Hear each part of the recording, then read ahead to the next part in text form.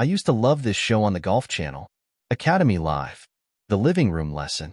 This lesson is from golf teaching legend Butch Harmon. Welcome back. Tonight we have as a guest over the phone, but we've got a swing in the studio, Ed Barrett Jr. How are you tonight, sir? Hi, Peter. Just fine. Hi, Butch. Hey, Ed. How are you? Good.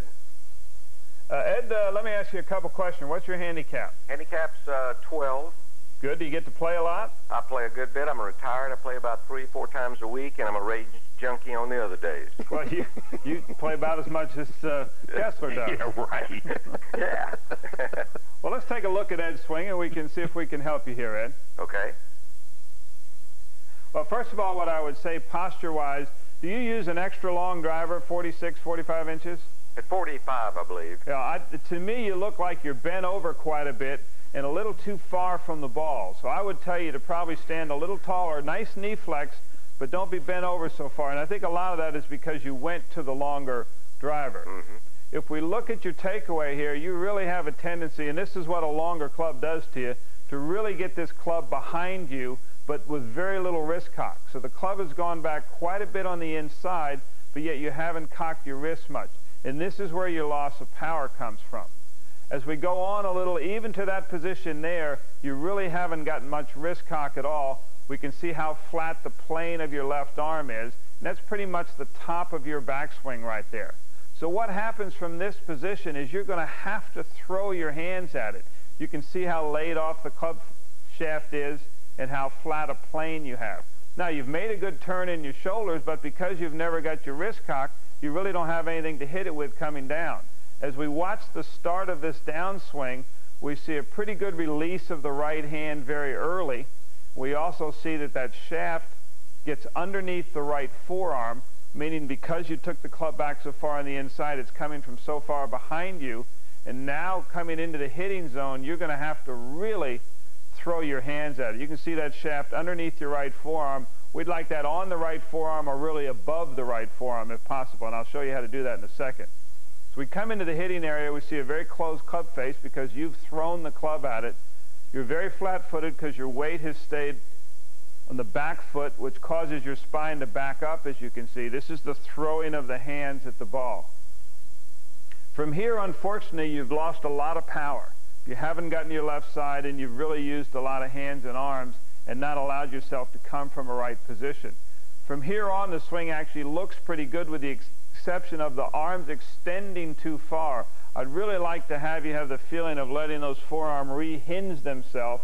That would help you release the club more, and I'll show you how to do that in just a second. There is that extension of the left arm. We don't see that wanting to fold any. You're still on your right foot if we look at the picture on the right. You still haven't gotten off of that. As we go to the finish, you actually end up in a nice finish position because you give it a little bit of a fake finish there at the end, Ed, after the ball's gone. So a couple things I'd like to tell you that will help you get more solid contact and will help you hit the ball better. If you think about, first of all, in your setup, if I can get you in your setup not to be so extended out this way, and that 45-inch driver is what's done that for you. It's really got you out this way. I would have you get just a little closer to the ball to get your spine angle a little better. I would actually have you feel like you're taking the club on the outside by hinging your wrists a little more. If we looked at your swing, you got all the way to here, and there wasn't any wrist cock, and at the top of the swing, you were about here, and there wasn't any wrist cock, in a very flat position. The flat position here is because the club just started so far on the inside. So I would have you get a better spine angle, feel like you let the club head go before the handle of the club goes. Actually feel like, Ed, it's going a little on the outside. And then as your body turns, continue to allow these wrists to hinge to take the club up. This will get you in a much higher position with your hands because, as you can see, you're very flat. And because this left arm is across your chest, when you start down, this is why this shaft gets so far underneath. Your spine angle backs up. You throw your hands at it, your weight stays back. If we can get the club head going before the handle and continue to let this go up this way and then just get off of your right foot coming down, you're going to hit the ball a lot more solidly and you're going to have a lot more feel there. You're not going to have to flip your hands at it so much to try and square the club head. Now when you do this, I'd like you to make slow motion swings. You can do that in your living room right now. You can get the feeling of the hinge off the ball this way. As you hinge it, let the things go up. Let the club head, let your left arm go up, then just go ahead and let your weight transfer. I know this sounds like a lot. You have good flexibility.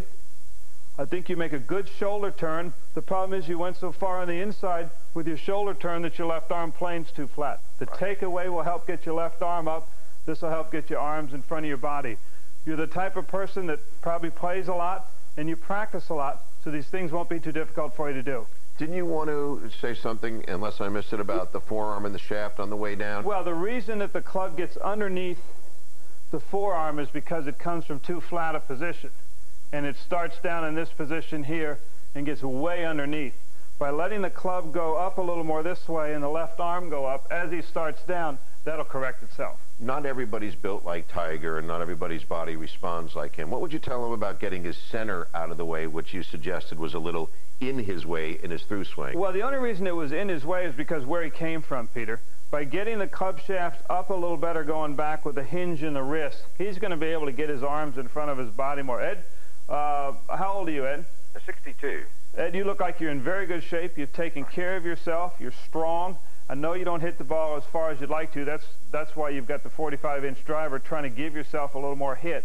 By getting this better takeaway and the better plane of this left arm, it's going to allow you really to generate a lot more speed.